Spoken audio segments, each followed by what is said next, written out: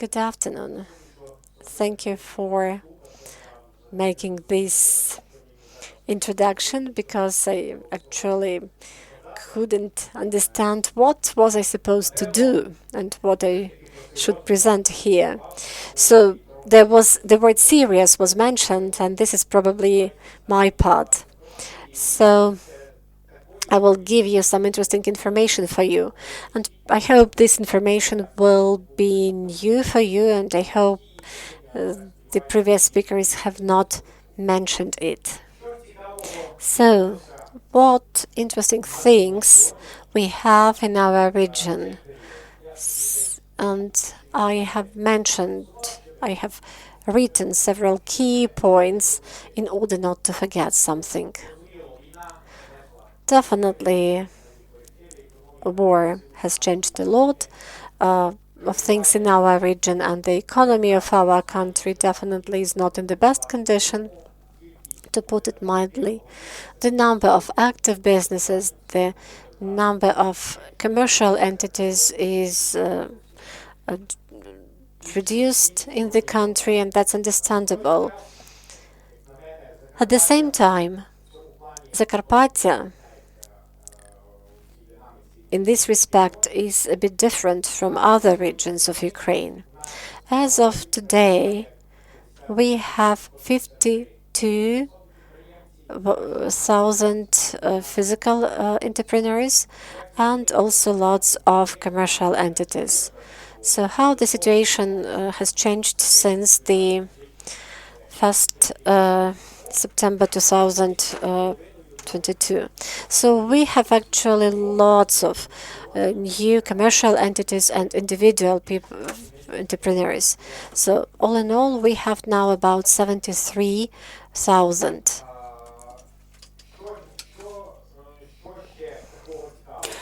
What else is there of interest? Over the period of the war, we got additional 8 industrial parks. All in all, we have 9, but before the war, we used to have only 1.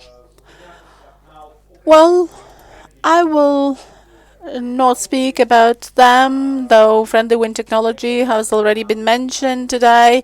EBF terminal, which is also dynamically developing, has also been mentioned, and I think that in the nearest future we will launch it. In Uzhhorod, we have another industrial park, still one more in Tyachiv, which means that we do have a number of interesting industrial parks that are there not just on paper, but we are already really using them. What about investment? Over the period of the war, our Ukrainian internal business invested already about $500 million, and $1.2 billion have already been declared as the investment within the investment project. So we may say that more than $1,500,000,000 have been invested into our region. And I would like to stress that it's a pity that we live in war times, because it's clear that our investors are only local Ukrainian investors. Unfortunately, we don't have any additional foreign investors coming to the region. Well, maybe there are some new investors from abroad, but they are not to be mentioned because that's not about large amounts of money. Another interesting factor that makes us different from other regions in our country is the profit tax. Why am I mentioning it? Because it has nothing to do with the territorial communities budget, but it has something to do with the regional budget. 10% of taxes, of profit taxes declared by our businesses stay within the local budget. The regional one, I mean. And in 2021, we didn't have a large amount of income, but in 2024, this amount will be it's expected to be much higher. Well, it's difficult to tell it for sure, but it will be more than 300 million hryvnias, which is which is all in all 3 billion hryvnias paid as the tax in general for the country.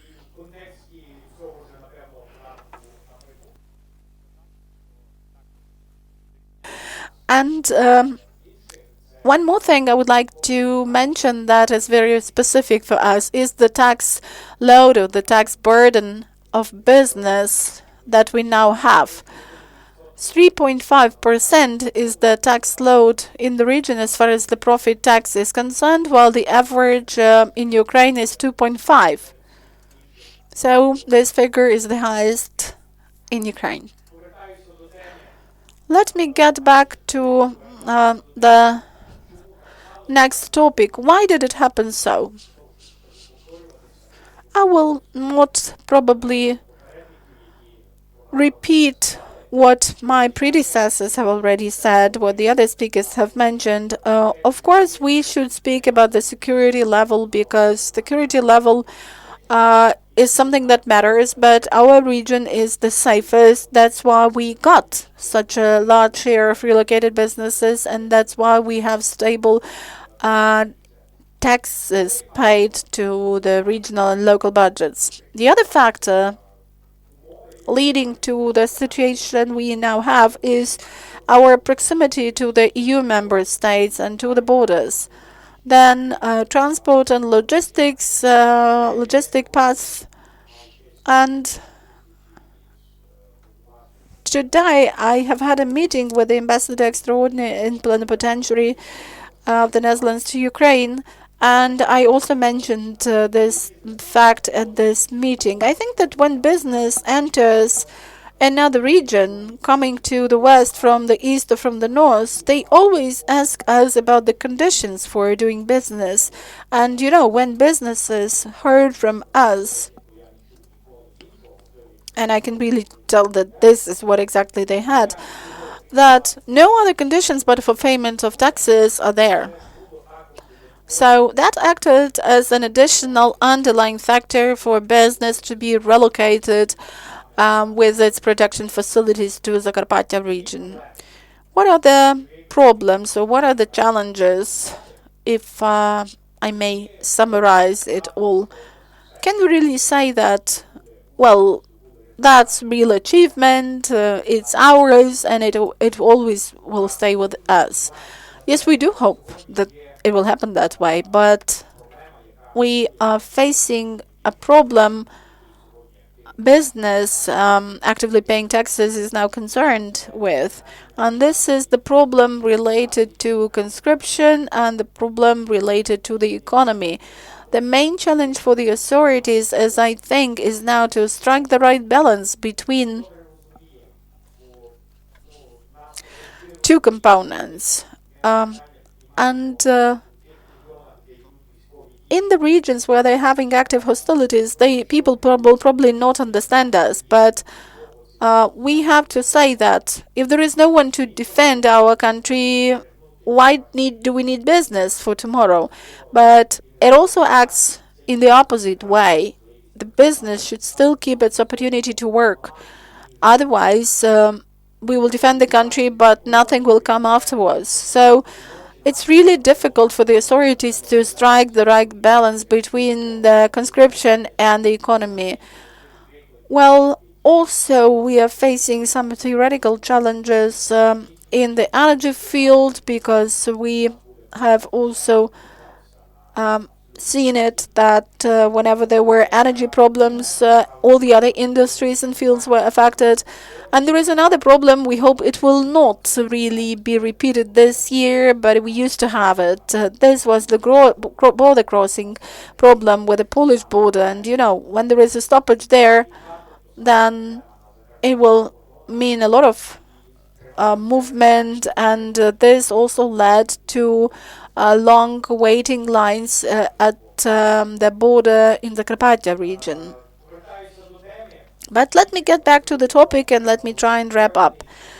I'm really convinced that Zakarpattia, if we take this very difficult period in the life of our country, is getting the new 2000, year 2000, because you remember that it was in 2000 that a lot of powerful foreign companies like Flextronics, Zaki came to our region. I will not enumerate all of them. I think that it is exactly the period that will assess as the new level of Zakarpattia development or a new page in the development of Zakarpattia.